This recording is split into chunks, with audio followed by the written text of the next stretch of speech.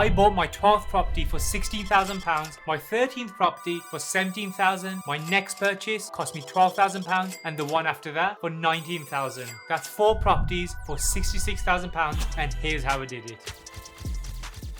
So before I started to invest in property, I used to think that to buy a house, you need to save up a 25% deposit, buy a property, rent it out, and then save up for a few more years. And if you're lucky, you buy another one. And if you do this for long enough, you'll end up retiring with a few properties. But when I started to learn more about property by reading all the books and watching YouTube videos like this one, I realized that there's a certain strategy called the BRRR, which is short for buy, refurb, rent, refinance, where you can buy multiple properties using the same pot of cash. And this is the same strategy that I've used to grow my portfolio to 16 properties now in just over 3 years. How BRR works is that you buy a property that's old and needs a lot of work to it. Usually, the older the condition of the property, the better, because that way you can buy a property below market value, and that's the important bit, to buy it at a discount. You then refurb the property and bring it back to a standard where the property is now at market value or even more. You then rent the property out, go back to a different bank, and then ask to refinance it at a higher value because you forced appreciation. The bank will usually give you a 75% loan to value on the higher valuation, because remember, the property has increased in price now from all the works that you've carried out. You then use that money to deduct your costs of buying and refurbing the property, and if you've done it right, then you'll have little money of your own left in the property deal. And with the money you've got spare, you repeat the process where you buy another old undervalued property and you rinse and repeat. I am going to go over the latest 4 completed projects, and after this video you'll understand exactly how I ended up buying 4 properties for £66,000. So first up is my 12th property, which I purchased on the 22nd of February 2022. I bought it for £50,000. It was like a 3-bedroom property and needed pretty much a full makeover, as you can see from the pictures. I had already done my research and knew that there were similar 3-bedroom houses around the area that had sold for £95,000 and £99,000. And when my project manager WhatsApped me this video saying it would cost around £20,000 to bring it back to a decent standard, I just did some quick math and figured out that £50,000 property, £20,000 a refurb, and end value of around £95,000. That means that there's enough margin for me to buy it and enough margin to make some money. So that's why I bought it, because I knew it was genuinely below market value, and that's the key in BRRR. Anyways, we had a few issues like the garage roof needed replacing and a few others that pushed the budget to £23,000. All in all, it took 8 weeks to get it off the line, and the end result was a brand new property, nice and fresh, nothing fancy. But as for the numbers, I'll pull up the spreadsheet, but the headline figures are: purchase price £50,000, refurb was just over £23,000, and there were other costs like sourcing fees, stamp duty, legal fees that totaled to like £8,541. So my all-in cost for buying, refurbing and everything else was £82,600. So when I went to refinance it, I was expecting £95,000 because I had solid comparables, right? But unfortunately, the surveyor came back with an £88,000 revaluation, which meant that on a 75% loan to value, the bank lent me £66,000. So when you deduct my cost of £82,000 with the £66,000 I got back from the bank, that left in just £16,622 of my own money left in the deal. So technically, after everything, this property cost me £16,000. And imagine saying that you own a property that cost you £16,000. That's how powerful the BRR strategy can be. So I used the rest of the money to buy my 13th property. This time it was for £52,000 in Durham, in the northeast. It was supposed to be a fairly quick job, but nothing ever goes to plan in property, as you probably already know. And just before Christmas last year, I don't know if you remember, but it was freezing at the time and we were so close to completion, but one of the pipes decided to burst and it set us back a few weeks. In the end, the refurb cost close to £22,000 instead of £18,000, which was budgeted, and here's what it looked like after.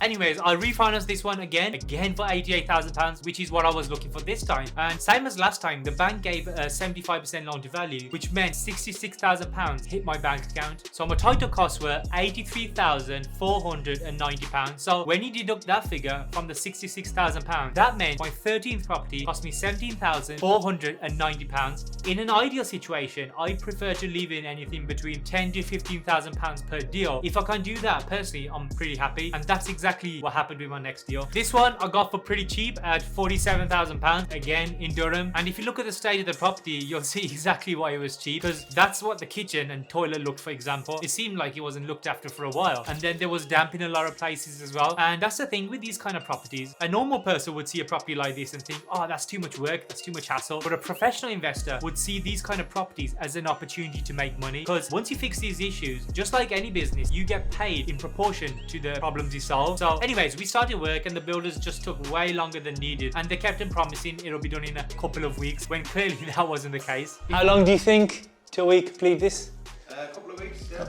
Yeah. He was saying 4 weeks. I'm not completely convinced. Do you think it's going to take 4 weeks? I don't know. Depends how many guys are on the job. If there's one advice I can give you regarding builders, it's whatever ETA they give you, just add an extra 2 to 3 weeks easily on top of that, always. But to be fair to them, the property looked pretty good once they did get it over the line. So the figures were purchase price of £47,000, refurb was £18,000, and there were things like furniture, legals, stamp duty, and other costs like gas and electricity during the refurb. Everything cost me £75,000 and it got revalued at £85,000, which meant I got £63,275 back in my bank account. After deducting my initial cost of £75,000, with the £63,000, that left in £12,704. So my 14th property only cost me £12,000, not bad at all. That's £16,000 for the first property, £17,000 for the second one, and £12,000 for the third one, which works out to a total of £46,000 for all 3 properties. There's one more property left, which I collected the keys towards the end of last year. Again, it needed a full refurb, and if you haven't guessed already, I only buy properties that need a total makeover, because that's where I'm able to add value and increase the price of the property, and that's where you make the money. We try not to go too crazy on the refurb, because ultimately I knew the ceiling price of this property was around £115,000 to £120,000. So purchase price was £78,000, refurb was £18,000, and all the other costs like project management fees, legals, and so on, it cost £109,000 in total for me, and it got revalued at £120,000, which I was happy with. So this property in particular left in £19,853,000. If you had £16,000 for the first property, £17,000 for the second one, and then £12,000 and £19,000 for the third and fourth property, that's a total of £66,669. So if you really think about it, after refinancing all 4 properties, the total money it cost me for those 4 properties was £66,000, which works out to an average of £16,000 per property. And to top it off, I now have 4 cash flowing and appreciating properties, and each and every single one of those properties gives me a return of around 15%. Where else can you get that? That's why I love the BRR strategy, and in my opinion, it's one of the most powerful strategies in properties. And the best thing with BRR is that you can do this with buy-to-let, you can do this with service accommodations and HMOs and many other things. And honestly speaking, these numbers aren't even great. I've had some properties where I've only left in £3,000, £7,000 and £10,000, but I chose to show you my 4 latest properties because that way it's more realistic and it shows that I'm not showing my best projects. None of these 4 projects were my best projects. Thanks for watching to the end. Please hit the like and subscribe button. I'll see you soon.